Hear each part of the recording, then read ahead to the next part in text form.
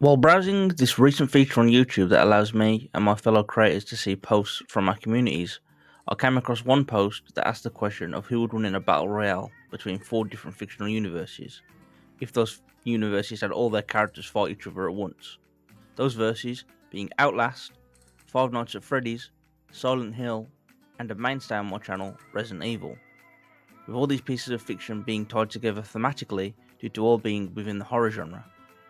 I will only be taking the main variations into account here, and while I'm aware that a verse like Five Nights at Freddy's not only has multiple different canons, but even the main material like the video games have alternate takes, such as the recent movie and even the novels, there is a statement that while the games and novels are definitively separate canons overall, there are connections that are canon. For the sake of this video, I will be extending this courtesy to the feats and abilities shown in the novels to the games. However, this doesn't mean that stuff like FNAF World will be used, and the same goes for the alternate takes on various characters from other franchises in this video, and yes, that includes variants like Wesker from Marvel vs Capcom 3, or Pyramid Head during his time in Dead by Daylight. To begin, let's look towards the universe of the FPS video game Outlast, a universe focusing on the locations and events that embody the very term insanity, whether it be a corrupt mental asylum or a religion turned cult located all the way in the Arizona desert. Despite having the least amount of installments out of all the verses mentioned in this video, the impact those games have had are arguably just as big, with the first game delivering one of the most iconic horror figures in the last 15 years in the form of Chris Walker, the giant security guard turned psychopath that stalks the protagonists of the first game throughout the halls of Mount Massive Asylum. Walker is an absolute beast, capable of tearing apart people with his bare hands, breaking reinforced glass, and even breaking down metal doors. The last feat is the one that allows us to quantify how strong he is, with the feat being calculated at 1,861,755 joules, or wall level. Unfortunately, the verse doesn't really surpass this tier, as even the peak of strength in the franchise in the form of the Wall Rider is confined to the feat of just beating Chris to death and shredding him in an air vent. As for speed, this verse isn't anything impressive, as the best speed feats come from the protagonist being able to run away at a fast pace from peak humans like Chris Walker and other freaks of Mount Massive. As for notable abilities, the verse also isn't all that special in that regard either, with the most impressive stuff coming from the Wall Rider itself, as it is able to use its nanotech physiology to possess other beings such as humans and animals as small as ants. In fact, his physiology is so unorthodox that it was seen as evidence of the supernatural by one of the lead scientists overseeing the project, with them stating that it surpasses the original goal of the experiments, which involved cellular regeneration and cancer regeneration. This would make the Wall Rider extremely hard to put down by conventional means, as shown by how easy it survived a battle with armed guards and was fine after being bombarded with sound cannons, which were thought capable of completely destroying the entity. Up next is a franchise I never thought I'd be talking about on my channel, and that's the gallery of characters from the Five Nights at Freddy's games. To summarise this whole franchise, it's about haunted animatronics in various public attractions that come to life. The animatronics include Freddy Fazbear, Chica the Chicken, Bonnie the Rabbit, Foxy the Pirate, as well as a golden variation of Freddy. And of course, there's also William Afton, aka the Purple Man, or the man responsible for the animatronics being haunted in the first place.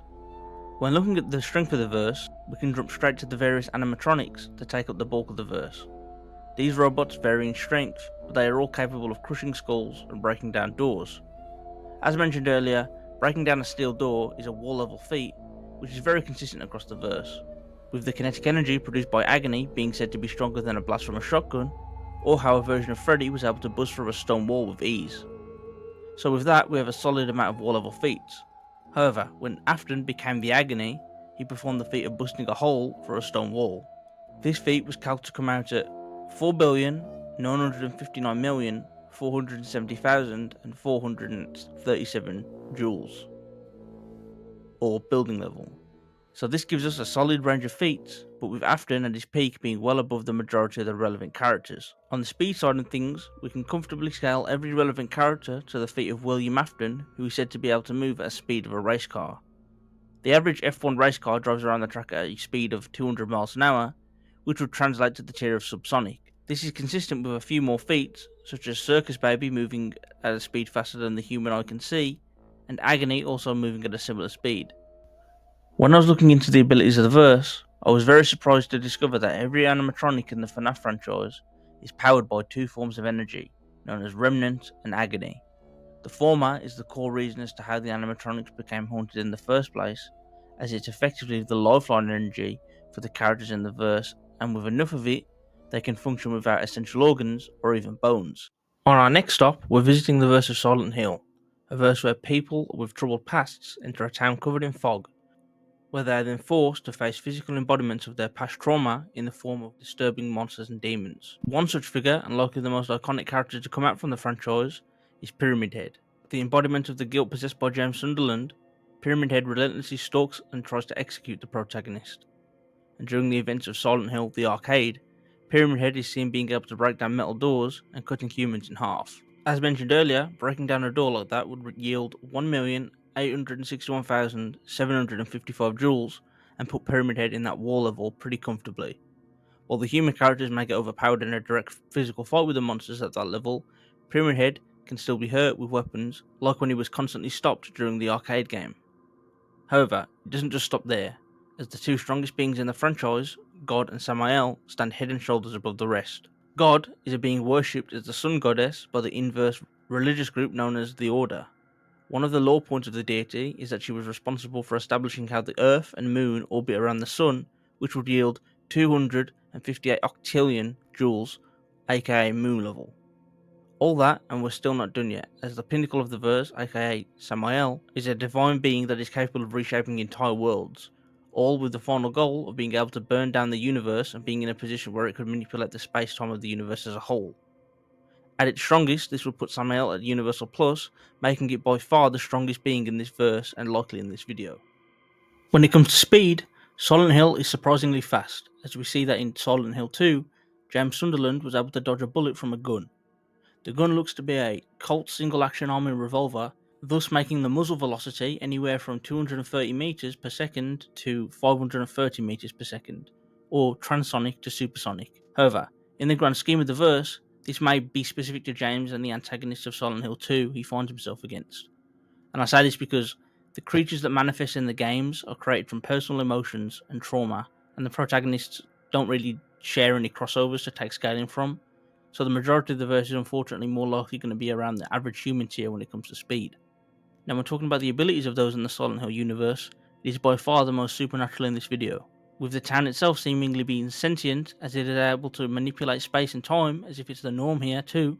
The beings like Samael are capable of devouring souls to empower themselves, and God is even established the very concept of death, granting him conceptual and death manipulation. Finally, we have one of the fundamental pieces of media on my channel, the universe of Resident Evil.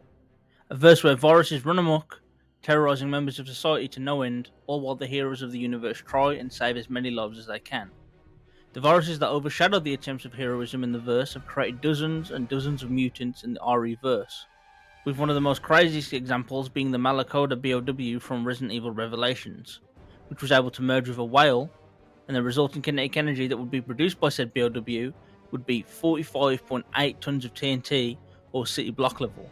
Being as this game occurs before Resident Evil 5, when it comes to the inverse timeline, the statement of Chris and Sheva never encountering a being as powerful as Ouroboros Wesker would retroactively extend to the Malakoda. Wesker being stronger also makes sense because he's a completed BOW, which is a host that has successfully merged with the virus that had been administered to them. These kinds of beings are seen all over the franchise. Whether it's Mr. X or Osmond Sadler, all these guys have acted as truly compatible hosts and been able to reap the benefits of the virus, which includes having access to greater levels of strength compared to any unstable virus users. The heroes do also scale to this level of power, as Chris is able to restrain Ouroboros Wesker during their battle. And while this may seem like a simple gameplay mechanic, the director of Resident Evil 5 stated that the feats Chris is capable of pulling off in the gameplay are representative of his training gains when it comes to strength. Yeah, with Chris, one of the things that we've tried to do is to create a character design though where he's buffed up and he's a little bit tougher, and in tandem with that he's going to have a lot of different, he's going to have some different moves. For example, today you saw the uppercut, and he'll also have some other forms of attack that will be of use to him during the game. We also know that the heroes gain temporary boosts in stats, which is thanks to the boost in adrenaline in battle. This is touched upon in the novelization of Resident Evil Umbrella Chronicles, with Ada Wong going from practically useless due to her injuries to then speed blitzing zombies while also turning them into mincemeat. Now, when it comes to the speed presented in the verse, Resident Evil characters aren't strangers to pulling off feats such as bobbing and weaving bullets being shot at them, such as the time Chris fought Glen Arias in Resident Evil Vendetta, and both characters were dodging each other's gunfire. This would place the character solidly within the tier of supersonic. As for the hacks and abilities in the Resident Evil verse, while they didn't start off too wild, with us being introduced to nothing but mutated animals and plants at first, and thus various forms of poison being a factor, as well as the danger of infection should a zombie bite you. As the franchise continued to put out new installments, the events of the newer games began to focus on newer viruses, and with that came newer abilities. One such example would be Alexia Ashford's ability to generate lethal amounts of fire, or even Norman's mutation, which allowed him to cast illusions and even teleport. Rounding off this section is the mention of how those who come from Resident Evil 7 and 8, such as Mother Miranda, are able to manipulate the world of the Megamycoids, which is basically a realm that holds the consciousnesses of all those who have merged with the mold. Think of it more or less as the franchise's own version of the Tsukiyomi technique from Naruto, which is essentially a world of the mind with its own time and space. So when it comes to the actual battle, who's coming out on top? Well, there's no surprise that the characters from the Outlast franchise are first to go. They're definitely the weakest bunch out of the four, and the Wall Rider, while strong in his own verse, is nothing but a big fish in a small pond here. It's never faced someone stronger than itself, and when faced with the higher tier characters mentioned, it would find itself on the opposite end of a beatdown. Now, while its nanotech physiology allows it to function when completely dispersed into dust-like particles, there's no evidence that it would take being incinerated by a source as strong as a flamethrower from Resident Evil, or even be able to touch beings from the other three verses, as they are simply too fast. As for the Resident Evil characters, while they may be the strongest characters overall and are faster, those from the FNAF universe are simply too hacked for the physical attacks to have any meaningful effects. So the characters from the RE verse are simply unequipped to deal with such forces, as ultimately there isn't a way of putting down Afton or even the lesser animatronics down permanently. While most of the inhabitants of the universe of Silent Hill get absolutely destroyed in a direct confrontation by a lot of the peeps from the opposing universes, when taking into account the deities such as God and Samael, it really isn't close. As mentioned previously, while embodying its goddess form, God is capable of generating energy equivalent to that needed to generate the rotational energy of the Earth and Moon around the Sun. This is leaps and bounds above anything in the other universes, so powerful that the speed difference between them and the opposing characters wouldn't even matter. And that's not even considering the various abilities such as soul destruction, dream manipulation, and even time manipulation, all of which would render even the supernatural existence of William Afton irrelevant. I hope you guys enjoyed this video. It didn't take as long as I thought it would, as I received help from knowledgeable people when it came to FNAF and Silent Hill, two verses I didn't have a scrap of information on beforehand. So special thanks to Tortoise the Old God and Chris for lending me their expertise on the mentioned topics. Hope you guys enjoyed the video, and don't forget to like, comment and subscribe.